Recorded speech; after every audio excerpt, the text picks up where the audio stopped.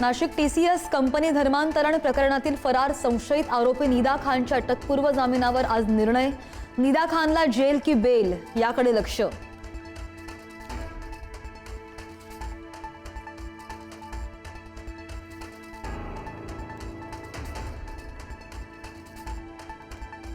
नाशिकच्या TCS प्रकरणातील आरोपींना आज पुन्हा न्यायालयात हजर करणार। चारही आरोपींची पोलीस कोठडी आज संपणार। पुन्हा पोलीस कोठडी की न्यायालयीन कोठडी याकडे लक्ष।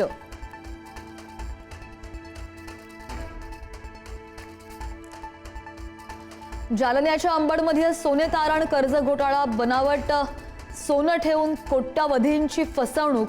कर्जदारांचं खरं सोनं गायब। 3 जणांना अटक। कर्जदारांचा संताप।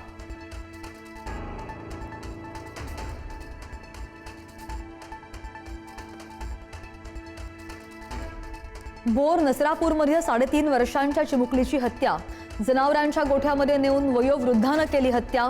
आरोपी पोलिसांच्या ताब्यात। संतप्त नागरिकांचा पुणे बंगळुरू महामार्गावर रास्ता रोको।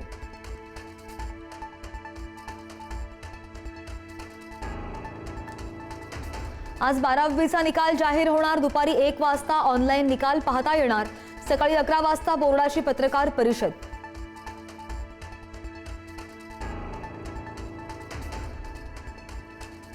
राज्यपाल जिष्णुदेव वर्मा यांच्या स्वगणनेमुळे राज्यामधील जनगणनेला सुरुवात। जनगणनेच्या राष्ट्रीय उपक्रमात सहभागी होण्याचं राज्यपालांचं आवाहन।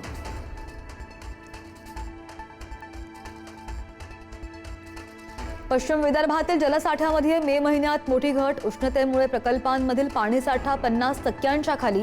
बुलढाणा जिल्ह्यातील खडकपूर्णा प्रकल्पाला कोरड। येत्या काळामध्ये पाणी टंचाईची दाट शक्यता।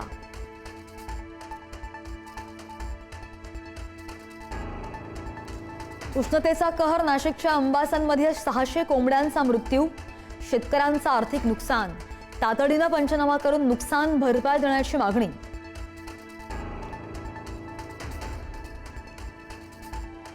नवी मुंबई विमानतळावरून या आठवड्यापासून 46 देशांमध्ये आंतरराष्ट्रीय विमान सेवा। देशातील प्रमुख शहरांमध्ये 30 नवीन देशांतर्गत मार्गांचाही विस्तार।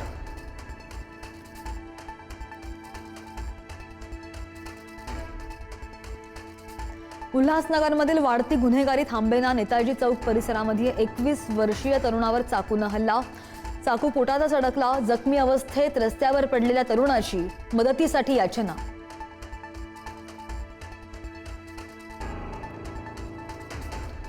नवी मुंबईमध्ये एसटी बस चालकावर हल्ला। गाडी घासल्याच्या किरकोळ कारणावरून 3 बस चालकावर हल्ला।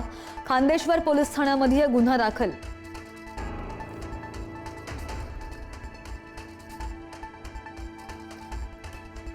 पश्चिम बंगालमधील 15 मतदान केंद्रांवर आज पुन्हा मतदान। फेर मतदान घेण्याचे निवडणूक आयोगाकडून आदेश।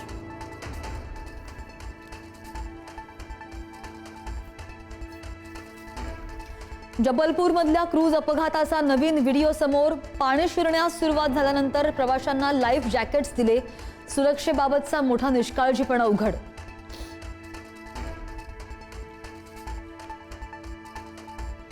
व्यावसायिक गॅस दरवाढीवरून राहुल गांधींचा भाजपवर हल्लाबोल।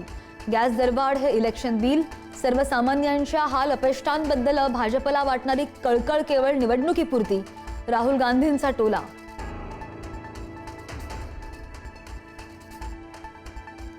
इराणचा अमेरिकेला नवा प्रस्ताव। युद्ध टाळण्यासाठी हालचालींना वेग। मात्र इराणचा शांतता प्रस्ताव ट्रम्प यांनी फेटाळला। इराणकडे आता सैन्यच उरलेलं नसून इराणच्या अटी मान्य नाहीत। ट्रम्प यांचं स्पष्टीकरण।